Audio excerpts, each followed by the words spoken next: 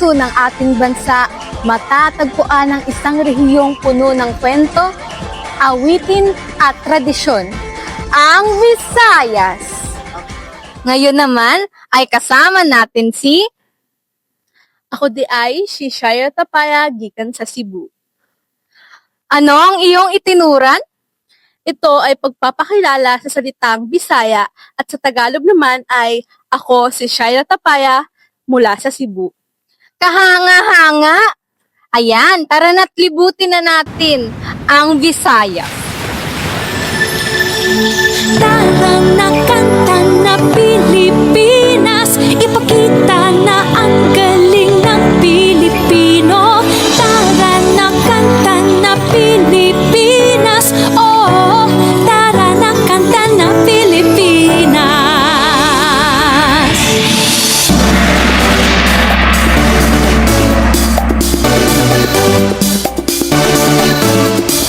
Tara na Pilipinas, kanta na Pilipinas. Tara na kanta na Pilipinas, ipakita na ang galing ng Pilipino. Tara na kanta na Pilipinas, oh, tara na kanta na Pilipinas. Saan man Ang panitikan ay hindi lamang mga salita sa pahina. Ito ay isang buhay na kultura na kung saan ipinapakilala ang pagkatao natin bilang mga Pilipino. Binibining Shaira, maaari mo ba kaming ipakilala sa iba't ibang uri ng panitikan ng Visayas? Oo naman, simulan natin sa Iloilo. Mula sa Iloilo, isinulat ni Peter Solis Neri ang Lirio. Isang kwentong naglalarawan sa isang babaeng may pusong matatag at marangal na sa kabila ng mga pagsubok ay pinili niyang manatiling tapat sa sarili na sumasalamin sa tibay ng loob at paninindigan ng mga Ilonggo. Ang kwentong ito ay paalala na ang kagandahan ay hindi lamang nakikita sa anyo, kundi sa kabutihan ng puso.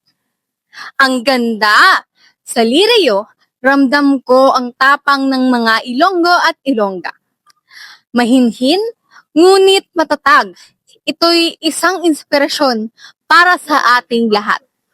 Hindi lang iyan, mula naman sa Samar ay may isang sikat na alamat, ang alamat ng Basay. Ang alamat ng Basi ay nagsasalaysay sa pinagmula ng isang bayan na hinubog ng pag-ibig, pananampalataya at koneksyon sa kalikasan. Sinasalamin nito ang kulturang waray, pagmamahal sa lugar, tapat sa tradisyon at may pananalig sa may kapal. Sa ganitong alamat ay nananatili ang ating ugnayan sa ating kasaysayan at kalikasan. Nakatutuwang pakinggan. Ang mga waray pala'y hindi lang matatapang, ngunit may puso ring marunong magpasalamat sa kalikasan at sa kanilang pinagmulan.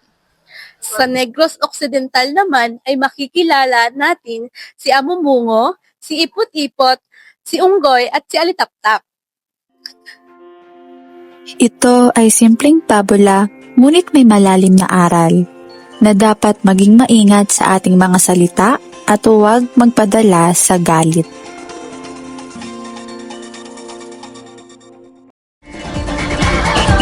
Minsa'y natuwa ang may likha, 7,000 pulo ang ginawa. Mga hiyas na inilatag sa malasutlang dagat.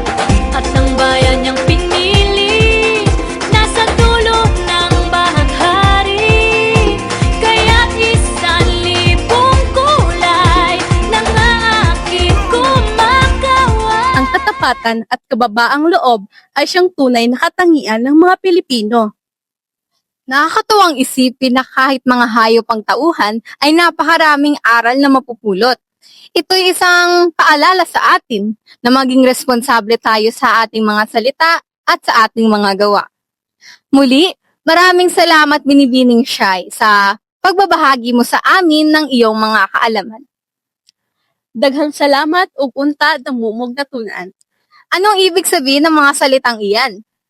Maraming salamat, naway marami kayong natutunan at maraming salamat. Ang mga regional na panitikan gaya ng sa Visayas ay parang isang sinulid na bumubuo sa makulay na habi ng ating mga kultura bilang isang Pilipino. Mula sa mga maikling kwento, mga alamat, mga nobela, parabola at pabula, ay nakikilala natin ang ating pagkakakilanlan bilang isang Pilipino. Ang panitikang Visayas ay yaman ng kulturang Pilipino. Kaya't ano pang hinihintay nyo? Tara na at halina't pumunta sa Visayas!